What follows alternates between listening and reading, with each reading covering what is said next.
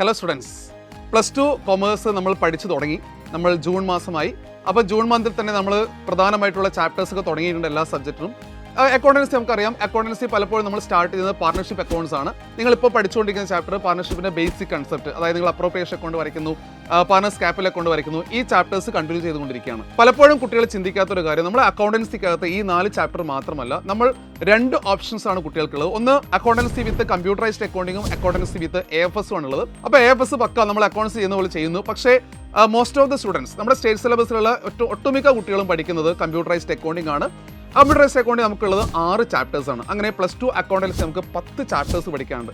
അപ്പോൾ ഇനി വരുന്ന എക്സാം നമുക്ക് ഓണം എക്സാം ആയിരിക്കാം. ആ ഓണം എക്സാമിനേഷന് ഒരുപക്ഷെ ഞാൻ ഇപ്പോൾ തന്നെ കമ്പ്യൂട്ടറൈസ്ഡ് അക്കൗണ്ടിംഗ് പഠിച്ചു തുടങ്ങണോ എന്നുള്ള സംശയം പല കുട്ടികൾക്കും ഉണ്ടാവാറുണ്ട്. അപ്പോൾ കൃത്യമായിട്ട് പറഞ്ഞു കഴിഞ്ഞാൽ നമ്മുടെ ഓണം എക്സാമിനേഷൻ അല്ലെങ്കിൽ ഏത് എക്സാമിനേഷൻ വരുമ്പോഴും നമുക്ക് ഉണ്ടാവുന്ന ഒരു ടോപ്പിക്കിന്റെ ഒരു ഡിവിഷൻ എന്ന് പറഞ്ഞാൽ അക്കൗണ്ടൻസി, പാർട്ണർഷിപ്പ് അക്കൗണ്ട്സ് എന്നും ചോദ്യം വരും, അതുപോലെ തന്നെ കമ്പ്യൂട്ടറൈസ്ഡ് അക്കൗണ്ടിംഗ് എന്നും ചോദ്യം വരും. അതുകൊണ്ട് ഈ സമയം തന്നെ നമ്മുടെ അലോട്ട് ചെയ്തിട്ടുണ്ട്. ഒരു ടേം ആകുമ്പോൾ എന്ത് പഠിക്കണം, അടുത്ത ടേം ആകുമ്പോൾ എന്ത് പഠിക്കണം, തേർഡ് ടേം ആകുമ്പോൾ എന്ത് പഠിക്കണം, അത് നമ്മൾ അലോട്ട് ചെയ്ത് വെച്ചിട്ടുണ്ട്.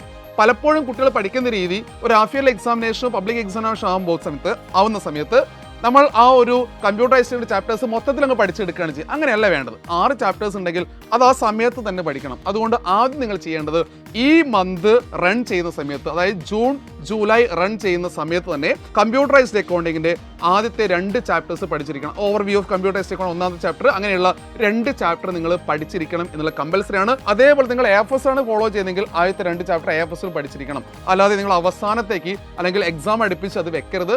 നല്ലപോലെ നോട്ട്സ് എഴുതേണ്ട ഒരു സബ്ജക്റ്റ് ആണ് കമ്പ്യൂട്ടറൈസ്ഡ് അക്കൗണ്ടിങ്. വലിയ ടെക്സ്റ്റ് ബുക്ക് ഉണ്ട്, അത് അവൈലബിൾ അല്ലാത്തതിന് PDF ഡൗൺലോഡ് ചെയ്യണം. അതുകൊണ്ട് കമ്പ്യൂട്ടറൈസ്ഡ് അക്കൗണ്ടിങ് അക്കൗണ്ടൻസിയുടെ കൂടെ പാർട്ണർഷിപ്പ് അക്കൗണ്ട്സിലൂടെ പഠിച്ചു തുടങ്ങണോ എന്നായിരുന്നു കുട്ടിയുടെ ഡൗട്ട്. തീർച്ചയായും നിങ്ങളൊരു അഡ്മിഷന്റെ ചാപ്റ്റർ, 2ാമത്തെ ചാപ്റ്ററാണ് അഡ്മിഷന്റെ ചാപ്റ്റർ പകുതി എത്തുമ്പോൾ, അതായത് അഡ്മിഷൻ ചാപ്റ്റർ ഹാഫ് പോർഷൻ കഴിയുമ്പോഴേക്കും നിങ്ങൾ കമ്പ്യൂട്ടറൈസ്ഡ് അക്കൗണ്ടിങ്ങിന്റെ ആദ്യത്തെ 2 ചാപ്റ്റർ കംപ്ലീറ്റ് ചെയ്തിരിക്കണം. അത് കമ്പൽസറി ആണ്.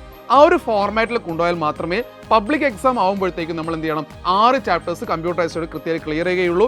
കാരണം കമ്പ്യൂട്ടറൈസ്ഡ് അക്കൗണ്ട് 20 മാർക്ക് നിങ്ങൾ എക്സാം ഹാളിൽ തിയറി എഴുതേണ്ട ഒരു സബ്ജക്റ്റ് ആണ്. അതുകൊണ്ട് ആ സബ്ജക്റ്റ് തുടക്കം വരെ പഠിച്ചു പോകണം. പല കുട്ടികളും ചെയ്യുന്ന തെറ്റായ രീതി, ആദ്യം പാർട്ണർഷിപ്പ് അക്കൗണ്ട്സ് മുഴുവൻ പഠിക്കുന്നു, അതിനുശേഷം കമ്പ്യൂട്ടറൈസ്ഡ് അക്കൗണ്ട്. അത് എടുക്കാൻ പാടില്ല. ഞാൻ പറഞ്ഞത് ഇതാണ്, നിങ്ങൾ എന്താണോ ആദ്യം പഠിച്ചുകൊണ്ടിരിക്കുന്നത് പാർട്ണർഷിപ്പ് അക്കൗണ്ട്സിന്റെ കൂടെ തന്നെ കമ്പ്യൂട്ടറൈസ്ഡ് അക്കൗണ്ടിൽ പാരലായിട്ട് ചാപ്റ്റേഴ്സ് കവർ ചെയ്തിരിക്കണം. So it is compulsory. ആദ്യം തന്നെ തുടക്കത്തിൽ തന്നെ കമ്പ്യൂട്ടറൈസിംഗ് പഠിച്ചു തുടങ്ങണം.